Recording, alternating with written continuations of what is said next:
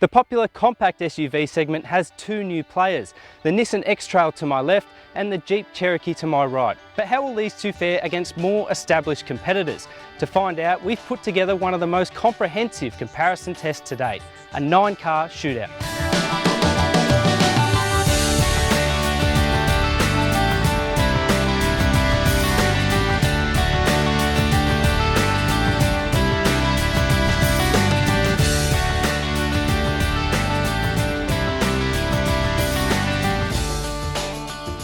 We start with the pioneer of this segment, the Toyota RAV4. It comes in at the higher end of the price spectrum but includes most essentials such as a reversing camera.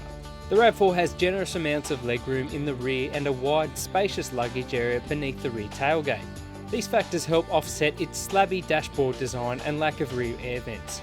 The 2.5 litre petrol engine offers reasonable pulling power, the steering is well weighted and there is minimal body roll. The caveat here is a fairly choppy ride and noisy suspension. The Subaru Forester is another established nameplate. The 4th generation model is priced more competitively at just over $35,000 and with a considerable features list. With a standard full-size spare tyre and a high stance, the Forester is one of the better off-roading options in this segment. The trade-off in that off-road bias is a comfortable yet soft ride and below par body control through corners. The Subaru's 4-cylinder engine and CVT auto are strong and gutsy, though they too can lack refinement, becoming noisy at higher revs. The Forester's interior space is smart, though it isn't class leading. The Ford Kuga Trend is another worthy option in this segment. Its sub $40,000 price tag includes most mod cons, with the exception of a reversing camera. Acceleration from the 1.6 litre petrol engine is brisk, though the smaller capacity does become noticed on hilly and curving country roads. The suspension offers a supple yet controlled ride. Inside, the Kuga loses out with a tight and rather busy interior design, however its seats are snug and comfortable. The Hyundai ix35 and Kia Sportage are two options that will appeal to buyers with a strong value equation in mind. Built on the same platform, both are offered with a 5-year warranty. The Sportage is the slightly more expensive of the two, but lacks virtually nothing in the way of standard equipment. It gets a modest 2-litre petrol engine, which requires plenty of revs to be inspired and can be thirsty. The Sportage generally handles itself well on the road with enough grip and body control to inspire driver confidence at the expense of a slightly jiggly ride. The rear seat offers adequate space and the luggage compartment is wide and deep with a full-size spare. The Hyundai by comparison comes in cheaper in this comparison with a more perky direct injection engine. Its packaging, not surprisingly, is virtually identical to the Kia, though the higher waistline can leave rear seat passengers feeling somewhat claustrophobic. The ix35's ride is comfortable over larger bumps, but smaller road imperfections can become intrusive. Sneaking into the top 4 contenders in this comparison is the all-new Nissan X-Trail. Priced at nearly $40,000, it comes fitted with a sizable list of features and an interior which is smartly packaged and filled with storage options. The X-Trail's ride handling and performance are only average for this segment, with a 2.5 litre engine that gets the job done, but not much more.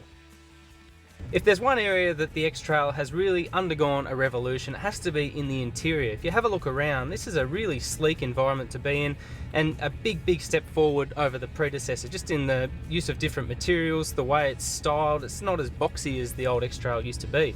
And there are a couple of notable features in this car up front. It's one of the only ones here that gets the electric seats, and it also has this nifty little cooling function to warm or cool your cup holders. In the back seat, I've got my colleague Mark Short. He's going to run through what it's like for rear seat occupants.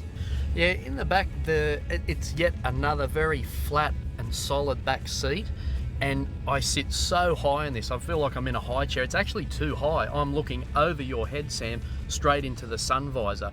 Be great for little kids. I've got rear AC vents, which is really good. There's one thing I don't really like for those people that have got kids. The rear child seat anchor mounts are in the roof, so the straps will distract you a little bit with your rear vision mirror. At the lower end of the price spectrum is the Honda CR-V.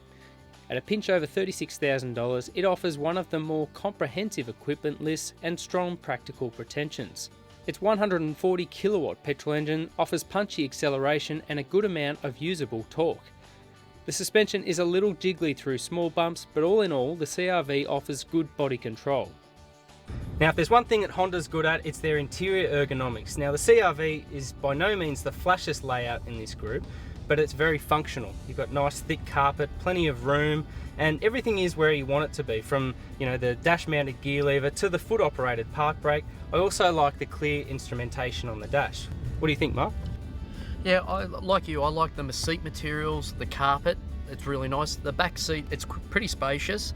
It is very flat, unsupportive, but there is tons of legroom, which is really good. And probably the only thing I don't like, it's a personal thing again, is the center seat. If you're going to put a child in there, once again, the child restraint hook is up in the roof.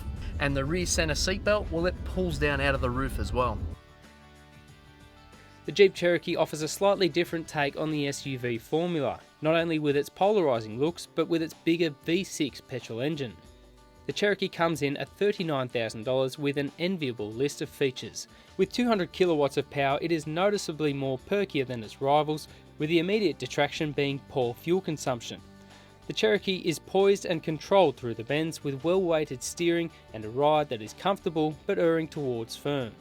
Despite Jeep's rich off-road heritage, the Cherokee isn't offered with low-range all-wheel drive, though there are various traction functions available. Inside, the Cherokee is far less polarising, and I think it'll really find favour with both singles and families alike. I like the use of the stitching all the way through the dash and the door materials. The seats are really soft and supportive, and the general materials used throughout is really plush. It's not without its flaws, however. Vision isn't the greatest out of this segment. There's no driver's footrest, which is a bit of a bummer for long journeys, and also this hybrid key thing. I don't know, I think I'd rather either just a normal key or a push button. But anyway, you can't win them all. What do you think, Mark? Yeah, it's the tightest out of the whole bunch in the back for room. In saying that, I'm sitting perfectly comfortable. I like the materials in the back as well. I've got rear AC vents. The seat itself slides backwards and forwards, but overall it's a pretty comfy place to be. Next up is the Mazda CX-5. At $36,000, it is keenly priced and well spec'd for this segment. The recently upgraded 2.5 litre petrol engine brings a welcome boost in power, though the Mazda still tends towards peaky under acceleration. Where the Mazda really stands out is in its road manners, which seem to harmonise performance and driving comfort. The steering is excellent for feel and feedback, it turns into corners sharply, and there is minimal body roll, and together with the free revving and zippy engine makes for an almost sporty drive. The Mazda offers arguably the most refined interior package of all these cars here. I really like the use of materials in the seats and also the dash. One little letdown is the amount of tyre roar once you're out on the road. Are you noticing that in the back there, Mark? Yeah, you do notice it a little bit. As for space in the back, it's a little bit tighter than the Honda, but you sit higher in this car, so it's actually good for vision out the front for the back passengers. But the worst part for me, there's no air conditioning vents in the back of this car at all.